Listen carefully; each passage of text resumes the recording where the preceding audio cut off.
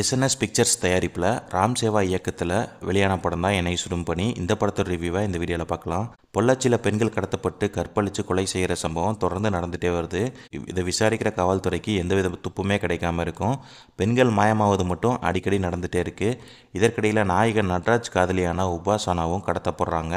ஆனால் அவர் கடுமையான தாக்கப்பட்டு உயிருக்கு போராட்ட நிலையில் நாயகன் நட்ராஜால் மீட்கப்பட்டு மருத்துவமனையில் அனுமதிக்கப்பட்டு உயிரும் பிழைச்சி கொள்கிறாங்க.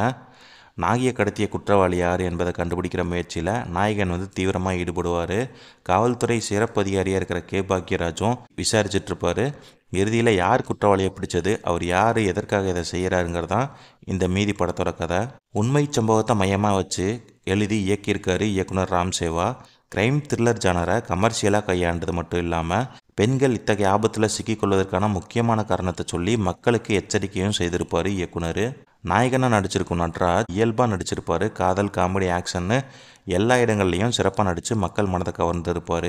நாகியை நடிச்சிருக்க உபாசனா கதையில் முக்கிய பங்கு வகிக்கிற கதாபாத்திரத்தில் குறையே இல்லாமல் நடிச்சிருப்பாங்க. சிறப்பு காவல்துறை அதிகாரியாக நடிச்சிருக்க கே பாக்யராஜும் எந்தவித அலட்டலும் இல்லாமல் அசால்ட்டாக நடிச்சிருப்பார். அப்புறம் மனோபாலா, சித்ரா லக்ஷ்மன், தலைவாசல் விஜய், சிங்கம்புலி எல்லாருமே தங்களோட அனுபவ நடிப்பால் படத்துக்கு தூணாக நின்றுருப்பாங்க. இசையமைப்பாளர் மிக்கின் அருள்தேவ், ஒளிப்பதிவாளர் வெங்கடேஷ் எல்லாருமே கதைக்கு ஏற்றது போல பயணிச்சிருப்பாங்க.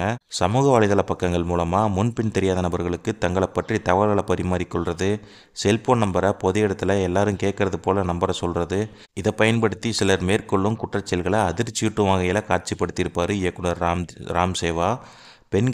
பெண்களுக்கு நல்ல அறிவுரைகளையும் வழங்கியிருப்பார். இந்த படத்தில் கொலை, கற்பழிப்பு போன்றவை திரைக்கதையில் முக்கிய பங்கு வகித்தாலும் அந்த காட்சிகள் முகம் சுளிக்கிறபடி இல்லாமல் நேர்மையாக காட்சிப்படுத்தியிருப்பார். அனைத்து தரப்பினரும் பார்க்கக்கூடிய வகையில் இயக்கியிருப்பார் இயக்குனர் ராம் சேவா. பொருளாதார ரீதியில் சில தடுமாற்றங்களை சந்திச்சிருப்பது படத்தில் தெரிஞ்சாலும் சுவாரஸ்யமான கிரைம் த்ரில்லர் படத்தில் மக்களுக்கு நல்ல மெசேஜாக அழுத்தமாக பதிவு செஞ்சிருப்பது வெற்றி பெற்றிருக்கு. மொத்தத்தில் என்னை சுடும் பணி பெண்கள் அவசியம் பார்க்க வேண்டிய படம் தான்.